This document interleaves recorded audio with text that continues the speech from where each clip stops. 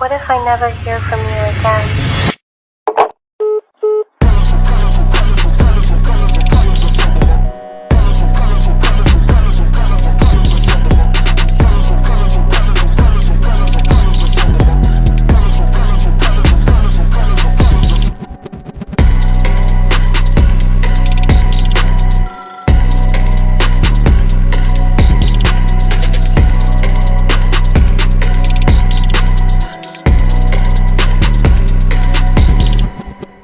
გამარჯობა ჩემო ერთგულო მაყურებელო, დღეს ძალიან მაგარი და საინტერესო მანქანა გვეყოლება სტუმრად. რაც შეეხება დღევანდელ მანქანას, ძალიან ბევრმა დაგვიწერა თუ B58-ზე რა ვფიქრობდით ჩვენც დღეს ავდექით და შევარჩიეთ აი ესეთი შესანიშნავი 340 კვადრო, რომელიც არის საქართველოში ყველაზე ჩქარი ჰიბრიდ ტურბოში. ეს ავტომობილი ჩვენთან სერვისში აიწყო თავიდან ბოლომდე და ამას ყველაფერს გეტყვით ეტაპობრივად თუ რა გავაკეთეთ და რაც შეეხება მანქანის 100-ს და 412-ს ვიდეოს ბოლოში დაელოდეთ, ბანიდან შემოგთავაზებთ ძალიან მაგარ კადრებს და რა დროში დადის ერთად ნახავთ ყველაფერს. მანამდე 1-2 სიტყვით ძრავზეც მინდა ვისაუბრო, რადგან B58 საქართველოში არავის არ განვიხილია და დღეს ჩვენ ვიქნებით პირველები, ვინც დეტალურად B58-ზე ილაპარაკებს და განვიხილებს. ნუ რაც შეეხება ჩვენ 340-ს ძალიან გადატენილი და გაძეძგილია, მაგრამ ამას უკვე ბანზე რო წავალთ, ყველაფერს ბანზე დეტალურად მანქანიდანვე აგიხსნით თუ რა გავაკეთეთ ამ ავტომობილზე.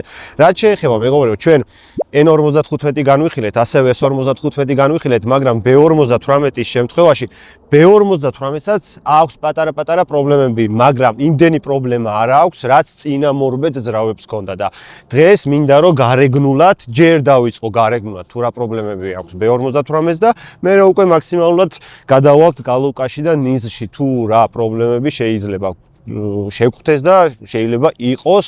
ნუ მე ჩემი ცოდნიდან გამომდინარე დაგროვილი ცოდნა რაც მაქვს მაგას გადმოგცემ და გეტყვით და ეს იმას არ ნიშნავს მეგობრებო, რომ 80,000 გარბენზე, 70,000 გარბენზე მანქანას იყიდით და ყველაფერი შესაძლებელი აქვს. შეიძლება წინამე პატრონის უკვე გარკვეული დეტალები შეცვლილი გქონდეს და თქვენ არ მოგიწევთ მაგდენი რაღაცის შეცვლა. მე უბრალოდ გირჩევთ და გეუბნებით, რომ ეს დეტალები არის და იქნება შესაძლებელი თუ გინდათ, რომ მანქანით ისიამოვნოთ და შეირიგოთ. რაც შეეხება სიამოვნებას და შერგებას ყველასთვის კარგია ის, რომ მანქანას იყიდი და სერვისში მისასვლელი არ იქნები და გასაკეთებელი არ იქნება, ჩემთვისაც, მაგრამ კინაა და ფუჭებადია, ყველაფერს თავისი რესურსი და დრო აქვს. პირველი ყველაზე დიდი პრობლემა B58-ის, არა მარტო B58-ის, B-სერიის ძრავების პრობლემა არის. ცივ კოლექტორს რომ მოხსნით, ძალიან ბევრი მილი თავისი პლასმასის თავებით შეგვხვდებათ, რადგან ამ მოდელზე და ზოგადად ახალ მოდელებზე იფიქრეს უკვე წონის შემცირებაზე. შესაბამისად, წონა შეამცირეს ამ მილებით და პლასმასებით, ძალიან ბევრი პლასმასები დააყენეს, ნიზეს, თერმოსტატის კი პლასმასის აყენია, ზეთის კორპუსის კი პლასმასის აყენია. შესაბამისად, მარტო ზეც არ უფიქრიათ ამ ყველაფრით პლასმასის დაყენებით, ტემპერატურებზეც იფიქრეს, მალე ცხელდება, მალე გრილდება და შესაბამისად ახალ მოდელებს ტემპერატურებზე პრობლემა მაგიტომაც არ აქვს. თუ ეს სერვისი თქვენამდე არავის არ აქვს გაკეთებული და თქვენ იყიდით 80,000 გარბენზე, 70,000 გარბენზე B-სერიას, აუცილებლად წყლის სისტემაში წნევა შეუშვით და თუ სადმე რომელიმე მილი გაუშვებს, თავი აუცილებლად შეუსვალეთ და თუ ამ ყველაფერს გააკეთებთ და კარგად შეამოწმებთ, როგორც გეუბნებით, დარწმუნებული ვარ, რომ თქვენ წყლის სისტემის პრობლემა სანამ მანქანა გეყოლებათ არ გექნებათ. მეორე პრობლემას რაც შეეხება, ამას არ აქვს მნიშვნელობა, B58 იქნება, N55 იქნება თუ N52 იქნება, კრიშკის პრაკლა დგას 70-80,000 გარბენზე აბსოლუტურად ყველა ძრავს გაზდის. ანუ აუცილებლად თუ ოდნავ ზეთი განაჟონი აქვს ან გაზაობის დროს ზეთის სუნიანობა გაწუხებთ, კაპოტიდან ოდნავ უმნიშვნელოდ ბოლი ამოდის, უეჭველი კრიშკის პრაკლა მოხსენით და შეცვალეთ და დაისვენებთ რა, კიდევ ერთ 60,000 პრობლემა აღარ შეექმნება. მესამე პრობლემას რაც შეეხება, მესამე პრობლემა არის ეგრეთ წოდებული რაშირი წყლის აუზი, რასაც რაშირი წელს ვეძახით.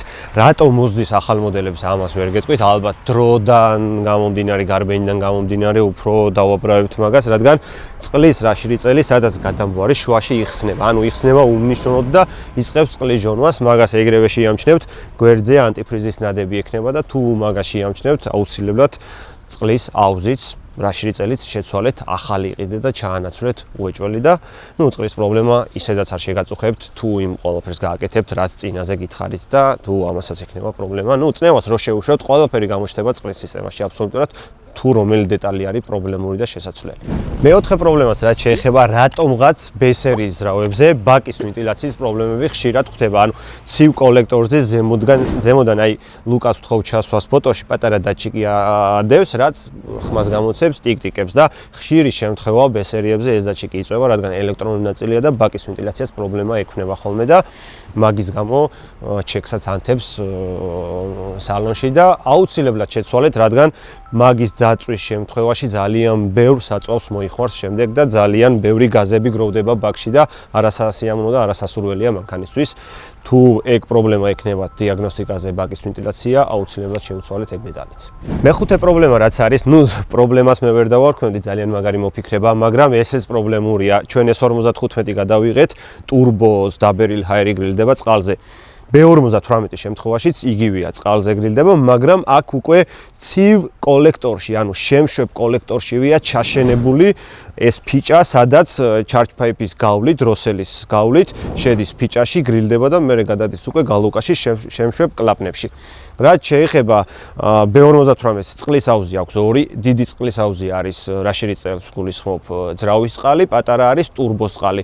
თუ პატარა აუზიდან წყალს იკლებს, აუცილებლად ცივი კოლექტორი მოხსენით და როგორც S55-ში გაჩვენეთ, ჩვენ დავდეთ ვიდეო, თუ არ გინახეთ, აუცილებლად გადადით და ნახეთ. ასევე კლაპნებში იცის ანტიფრიზის გადასვლა. შემდეგ არასასიამოვნოდ დაიქოქება, გაზის დაჭერის დროზე გაჩეკავს და პერებოიზე გავაცინინებ. ესეთი სიმპტომები აქვს. ამ შემთხვევაში B58 შემთხვევაში და S55 შემთხვევაშიც იგივე სიმპტომები. უბრალოდ აქ ვერ ვხედავთ, დამალულია და ცივ კოლექტორშია და S55 ზემოდან ადევს. დიდად პრობლემას არ წარმოადგენს, იმიტომ რომ მე 70-80,000 გარბენზე ძალიან ბევრი B58 მყოლია, მინახია და ჯერ ამას პრობლემა არ ქონია. სავარაუდოდ S55-ში პრობლემური იყო ეს თვითონ ინტერკულერის ფიჭა და B58-ში ეს უკვე გამოასწორეს. მეშვიდე პრობლემა B58-ის არის დიაფრაგმა, PCV. PCV-ის გაფუჭება ხდება როგორ? ანუ დროთა განმავლობაში თავისივე ფუჭდება, რადგან შიგნით მემბრანა დევს დიაფრაგმა, რომელიც ნემსის ოდნავ წვრილი დირკა ედება და უკვე იწყებს ბოლვას. მაგრამ მინახია სტეიჯში, ჩაგვიწერია სტეიჯ 1, სტეიჯ 2 და ჩაწერის მერე მანქანა დამიქოქია და ეგრევე გახეულა. ეს რატო ხდება ვერ გეტყვით. მეც ვერ ამოვხსენი, მაგრამ თუ ნასტროიკას ჩაწერთ, ან სტეიჯს გადააწერთ, ან სტეიჯ 2-ს და უცბად მანქანა ბოლვას დაიწყებს, არ იფიქროთ, რომ რაღაცა ნასტროიკის გამო ძრავს დედა ეტირა. არა, პირველ რიგში ეგრევე მოხსენით დიაფრაგმა და დარწმუნებული ვარ, რომ გახეული დაგხვდებათ. რაც შეეხება დიაფრაგმა B58-ზე ძალიან მარტივად იცვლება, S55-ზე და N55-ზე ჩაშენებულია და კრიშკა უნდა შეცვალოთ დიაფრაგმის გამო და B58-ზე უბრალოდ ხუბზე შეგიძლიათ ან ატვიორტკით, ან რამეთი ძალით მოკაჩოთ და ჩაუვლათ ძრება, შიგნით ეს რეზინა ამოიღოთ და ახალი რეზინა ჩადოთ და მაგით მოგვარდება ყველაფერი.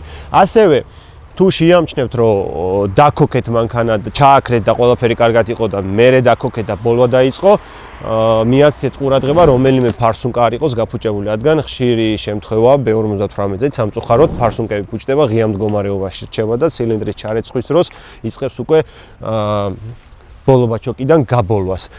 ეს ორი მიზეზია ბოლის, ან დიაფრაგმა, ან რომელიღაცა ინჟექტორი და თუ ამორიდან არც ერთი არ არის, მაშინ ძალიან ცუდათაა საქმე და ძრავი ყოფილა გაფუჭებული, ან პერეგაროდ გაგატეხილი, ან კოლიცოა სადღაც ტრაქში გარჭებული და რავი, მერე ძრავი უნდა მოიღო და დაშალოთ და დაასერვისოთ. B58-ში წყლის პომპა მექანიკური გვაქვს, N55-ში და სხვა წინა N-სერიის ძრავებში ელექტრონული იყო და ძალიან პრობლემური იყო და ძალიან ძვირი ღირდა.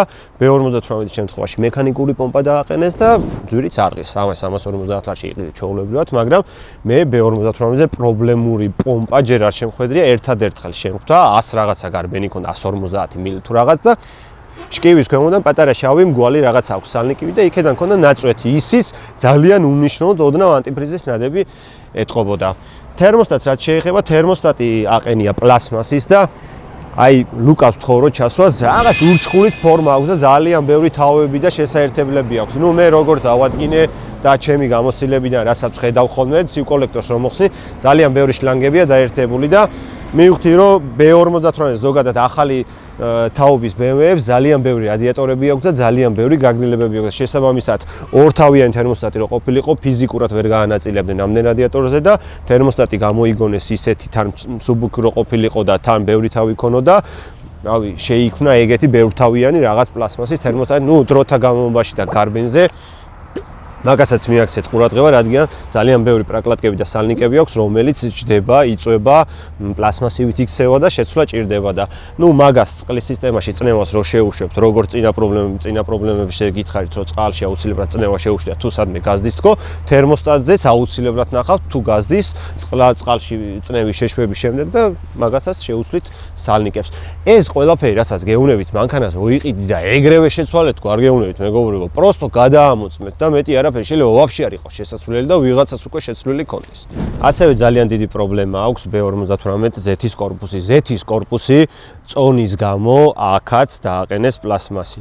B სერიაში პლასმასის Z-ის კორპუსი აყენია, რაც ძალიან დიდ პრობლემას წარმოადგენს, რადგან ალუმინის ნიზზე ამხელა ტემპერატურაში ეს პლასმასი რუაჯდება თავის სალნიკებით, დროთა განმავლობაში გარბენიდან გამომდინარე ეს პლასმასი ძალიან იწვება და ბზარებს იყიდებს და მე ეს სალნიკები შიგნით წყდება და ამ Z-ის კორპუსზე დამაგრია გოჭი გაგრილება, სადაც წყალი შედის, მე Z-ი შედის, Z-ი გოჭით გრილდება და რომელიმე კედელი თუ გაიბზარა ან სალნიკი გაფუჭდა, ეს Z-ი წყალი ერთმანეთში ირევა და ფატალურ შედეგამდე მივდივართ რა. ამის სიმპტომები არის Z-ის წყლის კრიშკას რა შეიწევს რომ მოხსნით, Z-ის კვალი უნდა კონდეს და ასევე ძრავის კრიშკა, სადაც Z-ის ხომ მაგას რომ მოხსნით, წყლის კვალი არ უნდა კონდეს, აი შოკოლადისფერი არ უნდა იყოს. მაგი სავალდებულოა თუ შეცვლილი არ არის 50 მაილზე აუცილებლად უნდა შეცვალოთ, რადგან ეხა მაგაზე ვერ გეტყვით, რომ 80,000, 100,000 გაივლის 50 მაილზე, 80,000 კილომეტრზე აუცილებლად Z-ის კორპუსი მოხსენით, ახალი BMW გრუპი იყიდეთ და დააყენეთ და შეცვალეთ, რადგან ძალიან დიდი პრობლემურია და ძალიან დიდი პრობლემა შეიძლება გამოიწვიოს Z-ში წყალის არევა, წყალში Z-ის არევა. გარეგნული დეტალები მე რაც ცოდნა დამიგროვდა ამ ხნის განმავლობაში და რაც მინახია, ესენია თუ ვინმეს მეტი უნახია, შეგიძლიათ გადახვიდეთ სხვა იუთუბერების ვიდეოებზე, უცხოეთი იქნება საქართველოს არ აქვს მნიშვნელობა, შეიძლება სხვას უფრო მეტი აქვს ნანახი, მაგრამ დარწმუნებული ვარ, რომ მეც იმდენი გამოცდილება დავაგროვე და იმ დონეზე ვარ უკვე F-სერიაში ჩართული და ზოგადად F-სერიის პროექტები მაქვს, ფიქრობ, რომ მეც საკმარისად მეტი მაქვს უკვე დაგროვებული და საკმარისად მეც გადმოგცემთ თქვენს და მინდა რომ თქვენ ეს პრობლემები მანქანას რო შეიძენთ, ყველაფერი აუცილებლად გაითვალისწინოთ და ნახოთ. რაც შეეხება ყველაზე დიდი პრობლემა გენერჩი იყო Z-ის ნასოსი, ანუ გენერჩი Z-ის ნასოსში დევს პლასმასის ფირფიტა, რომელიც ტემპერატურებზე, გარბენზე, ესეც თავისთავად გარბენი მოქმედებს ყველაფერზე, გარბენზე ეს Z-ის თვითონ ნასოსში რაც ტრიალებს პლასმასის დეტალია, წყდება, იცვითება და Z-ის წნევა უვარდება. Z-ის წნევის დავარდნის შემთხვევაში, გალუკაში ისტუკება, კარენოიში ისტუკება, კლადიშებში ისტუკება და ამის პირველი მაჩვენებელი მიზეზი რაც არის, მეგობრებო, B58-ს რო იყიდით, აუცილებლად სანამ იყიდით. Z-ის წნევაში ამოწმეთ და ყველაზე მარტივად მოწმდება როგორ. დაჯექით მანქანაში და Z-ის შემოწმება, Z-ის დონის შემოწმება გაუშვით ელექტრონულად. თუ Z-ის დონე ვერ შეამოწმა, პირველ რიგში შემდეგ ნახეთ Z-ის წნევა 2.5-2.6 ბარი უნდა ქონდეს ხალასტოი ხოძზე, 2.6 ბარი თუ აქვს, აუცილებლად ელექტრონულად Z-ი უნდა შეამოწმოს მანქანას. თუ 2.4 აქვს, 2.3 აქვს, აუცილებლად გათიშავს და ვერ შეამოწმებს. მაგრამ პირდაპირ Z-ის ნასოს მიადგებით, რადგან რამოდენიმე Z-ის წნევის დატჩიკი არის, რომელიც Z-ის წნევასაც აკონტროლებს და დიაგნოსტიკაზე მე უკვე შეაერთებთ და ზუსტად იმ დეტალთან და იმ ნაწილთან მიხვალთ, თუ რომელი ნაწილია გაფუჭებული, მაგრამ ყველაზე მარტივად, როგორც გითხარით, ეგრევე Z-ის შემოწმებაზე გაუშვით ელექტრონულად, თუ ვერ შეამოწმა, რაღაც ხდება Z-ის სისტემაში და Z-ის წნევაში. ეს პრობლემა გვხვდება B58 გენერში, რადგან პლასმასის დეტალი აქვს Z-ის ნასოში, მაგრამ 2018-ის ზემოთ, როგორც ვიცი და მახსოვს, ეს პრობლემა მოაგვარეს. უკვე Z-ის ნასოში ალუმინის ფირფიტა დევს, სადაც უკვე ეგ პრობლემა აღარ გვხვდება, ჯერ მაინც ახალია და მე ჯერ არ შემხვედრია უკვე Z-ის წნევის პრობლემა B58-ში, სადაც უკვე 2018 ზემოთ არის, მაგალითად X-ებში დევს, G-სერიებში დევს, Supra-ში დევს, მაგ უკვე Z-ის ნასოსი ჩვეულებრივად შიგნით ალუმინის დეტალითაა და გამოსწორებულია ეგ პრობლემა, მაგრამ მაგას დარწმუნებული ვარ, რაღაც გარბენის მერე რაღაც პრობლემები დაიწყება, მაგრამ გენერჩი ძალიან დიდი პრობლემას წარმოადგენს Z-ის ნასოში ეს პლასმასი. რაც შეეხება ძრაობს, ზოგადად კალენვალი, შატუნი, პორშინი, აქ ძალიან მაგარ მდგომარეობაში ვარ, იმიტომ რომ N55 შემთხვევაში თუ უძლებს 800 ნიუტონს, აქ უძლებს 1100 ნიუტონს, Porsche-ნი თუ უძლებს 900-1000 წელს, აქ უძლებს 1200 წელს. კალენვალი აქ უფრო ნაწუთობი გვაქვს ვიდრე N55-ში და რავი უძლებს 1000, 1200, 1300 წელს საბურავზე და B58-ის შემთხვევაში B58 ზოგადად B57 დიზელის ბაზიდან არის აღებული და ესეთი ძრავი რომელსაც დიზელის ბაზა მიეცათ ჯერ ძველ მოდელებში მე არ მახსოვს და არ მინახია და მაგიტოა ზუსტად აი ესეთი მაგარი და სერიოზული ძრავი რო გამოვიდა და ესეთ სერიოზულ რეკორდებს და ჯანს და ცხენებს იღებენ მსოფლიოს მასშტაბით ამ ძრავებიდან. გალოვკაშიც საერთოდ პრობლემა არ გვხდება გარდა იმისა რომ სოლენოიდები ამასაც აქვს როგორც სხვა დანარჩენ ძრავებს და აუცილებლად უნდა მოხსნათ სოლენოიდები და გაწმინდოთ გარეცხოთ შესაბამისად ამაზეც შეგიძლიათ იგივე გააკეთოთ მაგრამ აქ დიდად არ გვხდება ეგ პრობლემა რადგან ჯერ მაინც ახალი თაობისაა ჯერ მაინც წლები იმდენი არა გასული რამდენიც N55-ის შემთხვევაში და ჯერჯერობით რავი მე არ შემხედრია სოლენოიდების პრობლემა აქ უფრო მარტივადაა ყველაფერი რაც შეეხება 2018 ზემოთ წლის ზემოთ გენერაცია 2-ში უკვე მაღალი წნევის ნასოსიც შეუცვალეს, ანუ საწვავის სისტემა GDI ნასოს რასაც ვეძახით 75%-ით გააუნჯოფეს. ასევე გენერაცია 2-ში შეცვალეს ძრავის კრიშკაც, დიაფრაგმა უკვე შიგნით არის ჩაშენებული და ჩაშენებული დიაფრაგმა რო სადაც არის რომელ კრიშკაშიც არის, იქ ესეთი პრობლემური არ არის თვითონ ამ დიაფრაგმის გახევა.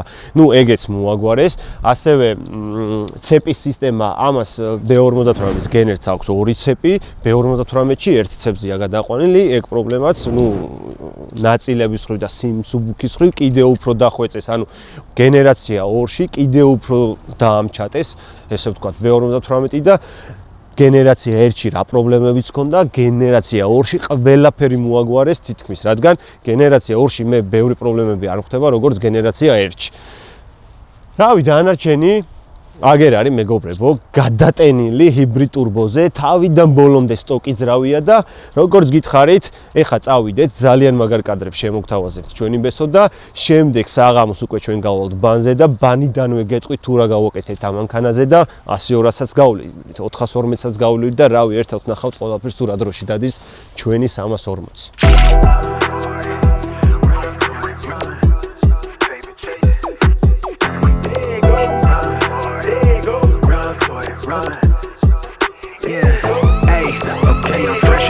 Package, sign my deal, I pay my dues, affiliated to this paper. I need freedom for my family line. Draw my life design up like fine art. I'm jumping off just an unfamiliar coordinates. Hopped off the porch like I could touch the sky. Red is not one trailer, bitch. The ism talk the water out your faucet. Look at me flossing, I'm so wavy, I could change the tide. გამოვიდით მეგობრებო. თქვენთვის რამოდენიმე წამში, ჩვენთვის რამოდენიმე საათში უკვე წეროვანში ვართ დაღამდა და უკვე შესაძლებელია და უსაფრთხოა დაჭერა, სადაც უკვე დავაჭერთ, გავზომავთ 100-200, გავზომავთ 440 და ასევე ძალიან მაგარი სურპრიზი გვაქვს თქვენთვის. ჩვენთან დღეს კიდევ ერთი 440 იქნება სტუმრად. ჩვენი ძმაკაცი სტოკ ტურბოზე გაწურულია თავიდან ბოლომდე და მინდა თქვენთან ერთად ვნახო სტოკი ტურბო და ჰიბრიდ ტურბო ორივე გაწურულები თუ რა სხვაობაა ერთმანეთში. ამანქანას რაც შეეხება გითხარით რომ ორიოდესით გეტყოდით ამანქანაზე რა გავაკეთეთ ჩვენთან სერვისი გაკეთდა თავიდან ბოლომდე ძრავი ვაფშე სტოკია გალოვკა არ გაგვიხსნია რასპედულები არ ჩაგვიდია პროჟინები არ შეგვიძლია არც პორშინ შატუნი ვაფშე სტოკი გაუხსნელი ძრავია ერთადერთი რაც დავაყენეთ ფურე 800 ტურბო ანუ ჰიბრიდ ტურბო ნიშნავს სტოკ კოჟუხში გაჩარხული მაქსიმალური ყველაზე დიდი ფთა რაც შეიძლება ჩადო არ შეგეშალოთ ჰიბრიდ ტურბო ზოგადად ეგაა ანუ სტოკ კოჟუხში გაჩარხულს ნიშნავს ჰიბრიდ ტურბო ფური აყენი არის ეგეთი კომპანია ფურე რომელიც ყიდის ფურე 800 და ჩვენ ერთ მანქანას ჩამოყვა ფურე 800 და ეგრევე მოხსენით დავაყენეთ ამაზე და ამაზე რომ დავაყენეთ საწვავის სისტემა გამოვწურეთ ამოგველია იმიტომ რომ ტურბო იმ ხელაზე დიდია საწვავის სისტემა ვეღარ გაუკაჭა შესაბამისად აუდექით დავაყენეთ დამატებითი კომპიუტერი რეფლექსი ასევე დავაყენეთ დამატებითი 6 ფარსულკა პორტი და საწვავის სისტემაზე დავამატეთ 6 ცალი Dynamic ინჟექტორი, რომელიც არის 1050 cc-იანი. ეხა საწვავის სისტემა ამ მანქანაზე გვაქვს 1000 პლუსი, მაგრამ ამ ეტაპისთვის ეს მანქანა 1000 პლუსი არ არის, რადგან ტურბო შესაბამისი არ გვიყენია. ანუ 1000 პლუს ამ ტურბოთი ვერ ამოვიღებთ. ნუ, რადგან საწვავის სისტემა დავაყენეთ, რადგან დიდი ტურბო დავაყენეთ, კოლოფიც თავისთავად ვერ გაუძლებდა. სტოკი კოლოფი ამდენ ნიუტონს დასხენს და ავდექი და 8 HP 75 კოლოფიც დავაყენეთ, ანუ swap-ი გავაკეთეთ. კოლოფის, ნუ ესე მარტივად გიყვებით ყველაფერს, მაგრამ ანუ ესე მარტივი არა ამ ყველაფრის გაკეთება, ანუ სწორად მინდა გადმოგცეთ, იმიტომ რომ ყველდაზე ვიღაცა რო დაჭირდეს, აი ბუბუ როგორ დააყენე, რთულად ხდება ყველაფრის დაყენება, თავისთავად ხარჯია ყველაფერი, მაგრამ ჩვენ ამ ყველაფერს ვაკეთებდით 6-7 თვის განმავლობაში, რომ ყველაფერი იდეალურად ჯიგულად და საკაიფოდ ყოფილიყო. ეს მანქანა დღეის მდგომარეობით მე ვფიქრობ და ვთვლი, რომ საქართველოში ყველაზე ჩქარი ჰიბრიდ ტურბოა. ნუ დანარჩენ ტურბოებს არ გულისხმობ, ნუ სტოკ ტურბოებზე ჩქარი როა ფაქტია. ჰიბრიდ ტურბოში რო ყველაზე ჩქარია, მაგას დღეს ერთად ვნახავთ ყველანი და 100-200 გავივლით და დროსაც გაჩვენებთ და ყველაზე ჩქარი B58 თუ გვაინტერესებს, ეგეც ჩვენ მყავს და ჩემი B58-ია, რომელმაც 100-200 3 ერთში გაიარა, 200-250 2-2-ში გაიარა და ძალიან დიდი ხანია ჩვენი B58-ის ვიდეოში და კადრში ზოგადად არ გამოჩენილა და კვირდებით ამის შემდეგ ვიდეოში გამოვაჩენთ ჩვენ B58-ს და ძალიან ბევრი და მაგარი სიახლით დაგიბრუნდებათ ჩვენი 340. პირველი დავაჭერთ ბენზინით რა, ანუ სპირტი არ გაგვიზავებია, ეს მანქანა არის E85-ზე დანასტროიკებული. თავიდან ბოლომდე ძრავის ნასტროიკა და კოლოფის ნასტროიკა ABB პერფორმანსში ავთოსთან გაკეთებული და ჯერ მინდა გავიარო ბენზინით, ნუ ბესოსთან ერთად, ანუ კაცთან ერთად გავზომავ 100-200 ბენზინით რამდენში დადის და ორჯერ გავივლი ბენზინით, რომ შევხედოთ სტაბილური არის თუ არა მანქანა და მერე უკვე გადავასხამთ სპირტს და სპირტით ვაფშე მაქსიმუმი რაც გვაქვს გაწურული, აი მაგ პროგრამით გავივლით 100-200 რამდენში დადის, ნახოთ. ბენზინით ამანქანით ჩვენ არ გაგვივლია, 100-200 არ ვიცით რამდენში დადის და მაგიტომ მაინტერესებს მეს რომ ვიცოდე ბენზინით 100-200 რამდენში დადის, რომ ხვალდაზე ვინმეს დაჭერა რომ უნდოდეს, ვიცოდეთ ბენზინით რა დროში დავდივართ და სპირტით რა დროში დავდივართ. დავეთით.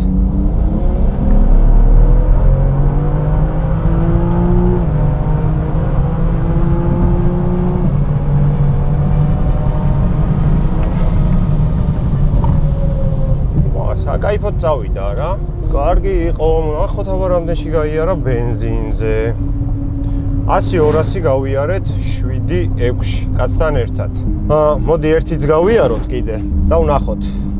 იგივე დროში თუ დადის, значит სტაბილურია.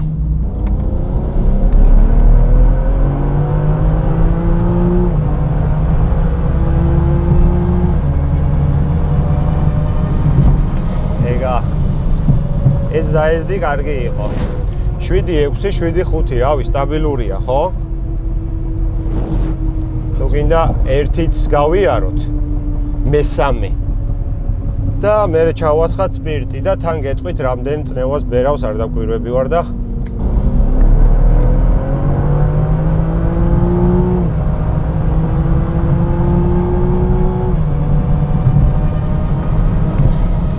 $23 PSI-ია ბენზინზე.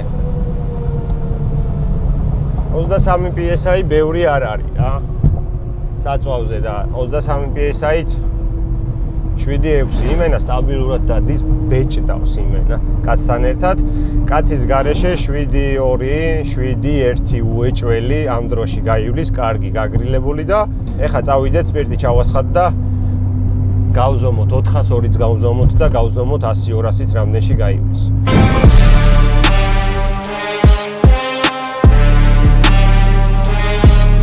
ნათურა ვიდეო გუშინდა სუდად არის, მაგრამ თუ არ დავალევინე. აუ კიდე აბა ერთი მართლა სპირტია. აკალებს. ხოძე ხარ? მეც ჩავთავე ხა და წავიდა.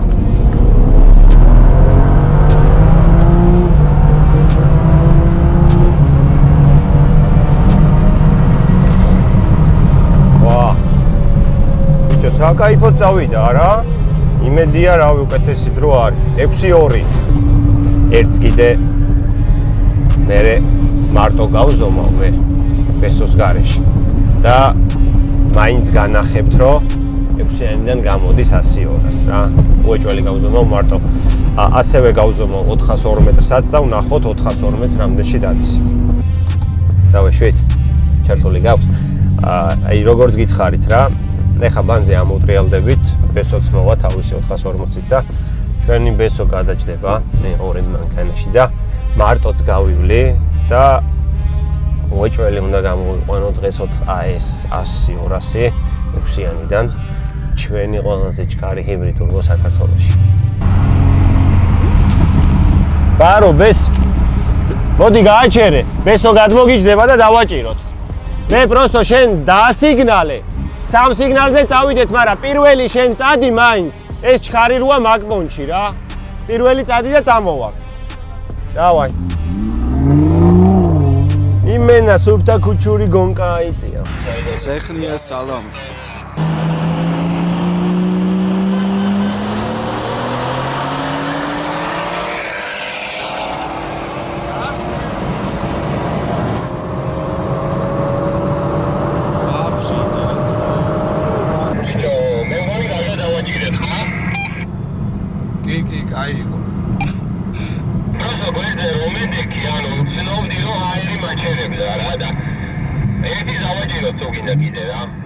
აი, ეხა მოუჭიმავ და ერთი დავაჭიროთ კიდე. ალისი მაგის კეთება კანპატროა. ასრი არა, სარადაი. სალიოს კარი. სიო ხალი დიდი ტურბოთი ბედრობი ეგრევე და პატიოմიქსი ვარ. არა უშეცო. ყველა ვიცოდით რომ გაგასწრებთ არტიხოს. დავარ, დავიწყეთ. დაასიგნალე.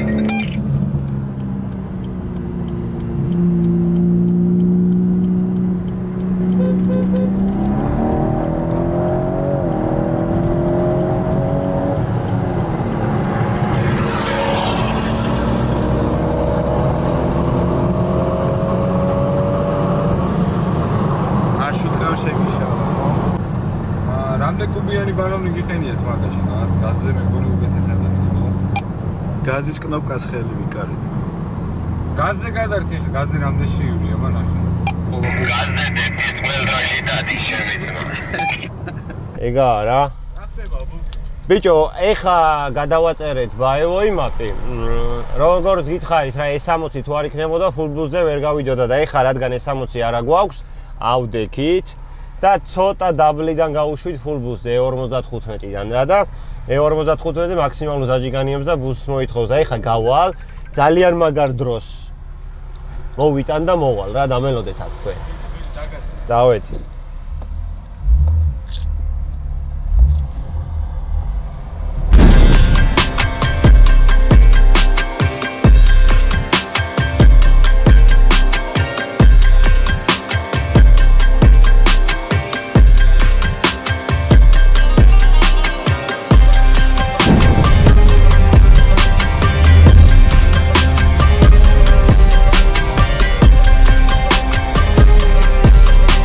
დაგბირდი ბესო. ყველაზე ჩქარი ჰიბრიდ ტურბო იქნება საქართველოში თქო. მოდი შეხედე. 5-7. ცა. რავი, ეს რამდენად გამოჩდება, არ ვიცი. თუ არ გამოჩდება, გამოვაჩენთ კაც. 5-7 და დააფიქსირე. თავიდან ბოლომდე აწყობილი ჰიბრიდ ტურბო B58 ყველაზე ჩქარი საქართველოს ჩვენ ყავს. თუ ვინმეს პრეტენზია აქვს, შეგვიძლია თამამად ბანზე გავიდეთ და დავაჭიროთ. ეხლა კი წავედით ქალაქში და დავასრულოთ ვიდეო. ასევე ძალიან დიდი მადლობა მინდა უთხრა ABP Performance. ნასტროიკებს კი არ აკეთებს, ხატავს მეგობრებო, ხატავს. ხატვარია ეგ კაცი. ძალიან დიდი მადლობა ავთო შენ. წავედით, გამოვედით მეგობრებო თბილისში.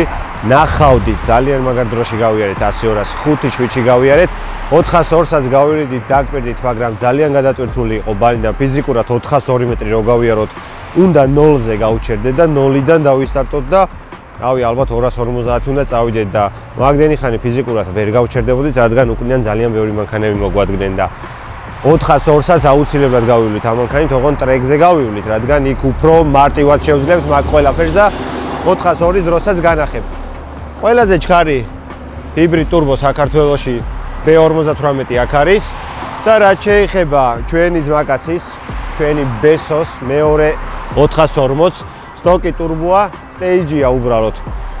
ამანქანიდან დღეს ისედაც ბევრს არაფერს არ მოველოდი, ძალიან დიდი მადლობა მინდა უთხრა ჩვენ ბესოს, რადგან მეტი ექშენი და მეტი კადრი შემოიტანა დღევანდელ ჩვენ ვიდეოში. მე კიდე აი ესეთ ფონზე შვიდად ლამაზად გემშვიდობებით მომდევნო ვიდეოებამდე.